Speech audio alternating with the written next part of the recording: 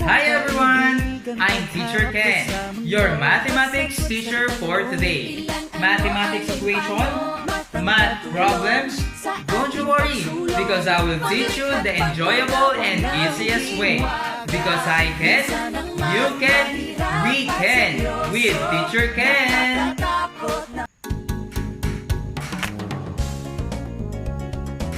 Hi guys! I want you to meet my friend Euro. Everybody say, hi Euro! Hi, Euro! Hi kids! I'm Euro. I am a baker in the famous bakeshop in town. Do you know what bakeshop it is? Very good! The Eurobake bakeshop. Have you been there? If not, that's okay, because I will bring you in the Eurobake shop. But, on our way to the Eurobake shop, there are some exercises to be solved. We have to identify if the given fractions are similar or dissimilar fractions. Are you ready to our adventure? What are we waiting for? Let's start our adventure! Come on, vamonos! Everybody, let's go! Come on, let's get to it! I know that we can do it! Where are we going? To the Eurobake shop! Where are we going? To the Eurobake shop! Euro, let's go! Oh, there's a giant rock. Let's answer the first exercise to pass through the giant rock.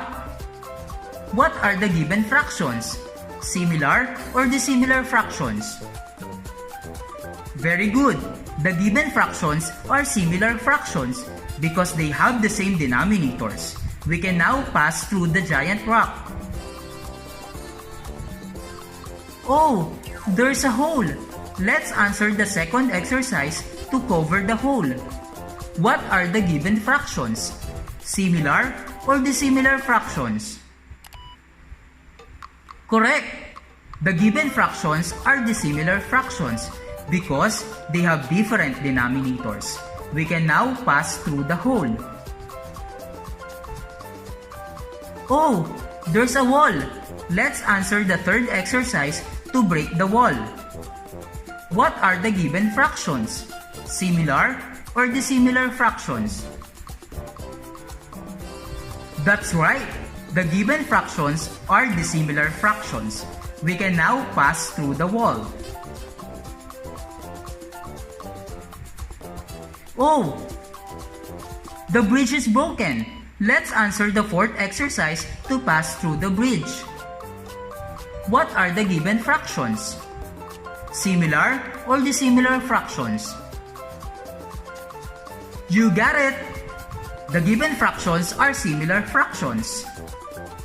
Now, we are already here in the Eurobake shop. Eurobake is located at the boundary of Malolos and Giginto, Bulacan. It is owned and run by Ramos family. It was established in the early 1980s and has been known through the years because of offering delightful delicacies and pastries using traditional recipes. It is also known as the home of the old Passion and Saymada of Malolos and original Inipit. Now, we are already here in the Eurobake shop. Let us help our friend Euro in cutting the two inipit into 4 equal parts. Using your pen, draw two rectangular shapes on your paper. Again, draw two rectangular shapes on your paper. You can do it! Again, draw two rectangular shapes on your paper. Alright, I think you're already done. Now, it's time to divide the two inipit into 4 equal parts. Again, using your pen, divide the two inipit into 4 equal parts. You can do it! Alright, after dividing the two inipit into 4 equal parts, let us have the first inipit. Color the 3 parts of the first inipit. Again, color the 3 parts of the inipit. Are you done? Let's proceed to the second inipit. Color the two parts of the second inipit. Again, color the two parts of the second inipit. What fraction is shown in the first inipit? Very good. The first inipit is divided into 4 equal parts, and we shaded the 3 parts of it. So, the fraction shown in the first inipit is 3/4. How about the second inipit? What fraction is shown in the second inipit? Very good. The second inipit is also divided into 4 equal parts, and we shaded the 2 parts of it. So, the fraction shown in the second inipit is 2/4. Now, let us add these two fractions, 3/4 plus 2/4. In adding these two fractions, we have to follow 3 simple steps. Step number 1, make sure that the denominators are the same. Do they have the same denominators? Yes. What are their denominators? Very good. Their denominators are 4 and 4. It means they have the same denominators. Step number 2. Add the numerators. What are their numerators? Correct. Their numerators are 3 and 2. So let us add their numerators. 3 plus 2 is equal to... Very good. 3 plus 2 is equal to 5. And then copy the common denominators. Again, their common denominators are 4. So it means the denominator is 4. The sum of these two fractions is 5/4.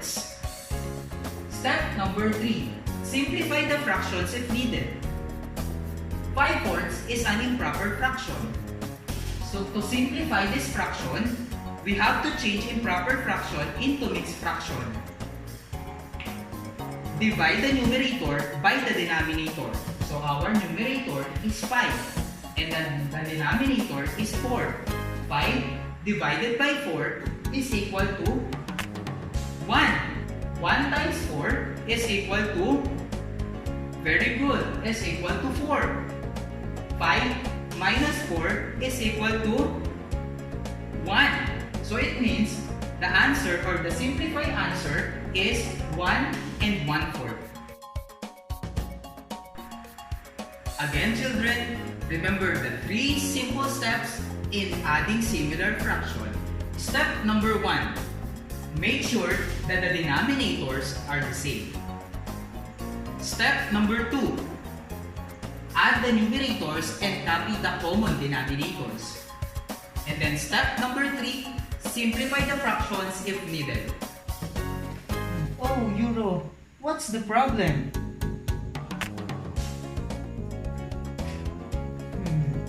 I bought 6 kilograms of wheat flour, 2/3 kilograms of all-purpose flour, and 3/4 kilograms of cassava flour.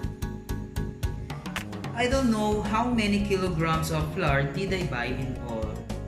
Can you help me, kids? Alright kids, let us help our friend Euro in solving the word problem. Do you know the steps in solving word problem? Don't worry, because I will teach you the 3 simple steps in solving word problem. Step number 1, understand what is asked in the given problem and what are the given facts. So what is being asked in the given problem? Very good! What is asked in the given problem is the total number of kilograms of flour did Euro buy in all. How about the given facts in the given problem? Very good! We have 6 kilograms of wheat flour, 2/3 kilograms of all-purpose flour, and 3/4 kilograms of cassava flour. Step number 2. Plan. It comprises 2 questions. what is the operation to be used, and what is the number sentence. So what do you think is the operation to be used in order to solve the problem? Very good! In order to solve the problem, we have to use addition. Now, we can now formulate the number sentence. For 6 kilograms of wheat flour plus 2/3 kilograms of all-purpose flour plus 3/4 kilograms of cassava flour is equal to N. Step number 3, solve. We can now solve the formulated number sentence. Can we add the fractions directly? Very good! We cannot add the fractions directly because they are dissimilar fractions. Do you know the steps in adding dissimilar fractions? Step number 1. Find the LCD or the least common denominator. Let us use the listing method in finding the LCD. List down the multiples of each denominators. The smallest common multiple is considered as the LCD. Let us go back to the given problem. What is our denominators? Our denominators are 6, 3, and 4.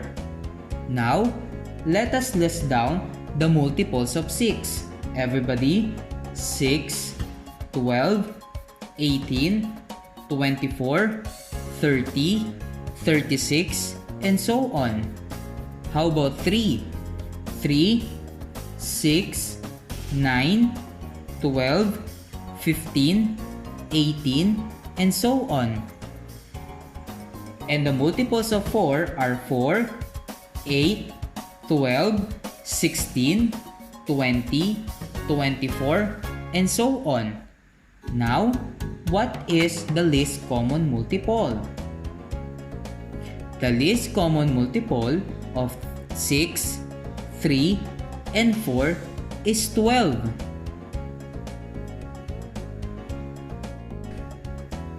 Step number 2. Change dissimilar fractions into similar fractions.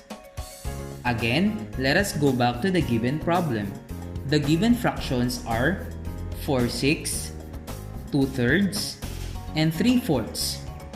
In order to change the similar fraction into similar fractions, we have to divide the LCD or the least common denominator to the denominator and multiply it to the numerator.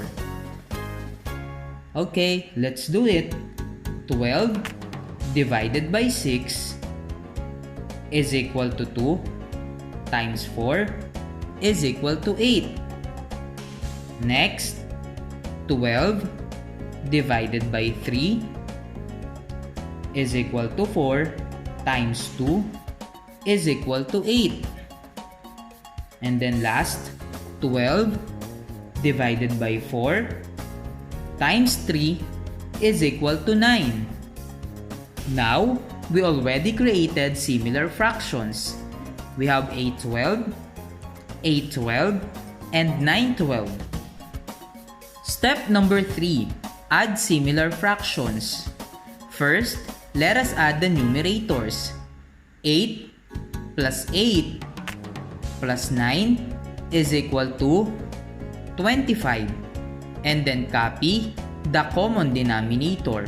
Our common denominator is 12. So the answer is 25 over 12.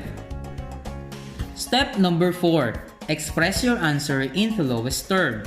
If your answer is an improper fraction, change it into mixed number. Since our answer or the sum is 25 over 12, it is an improper fraction, we have to change it into mixed number. So to change improper fraction into mixed number, we have to divide the numerator by the denominator. So let us divide. 25 divided by 12 is equal to, very good, 2. 2 times 12 is equal to 24. 25 minus 24 is equal to 1.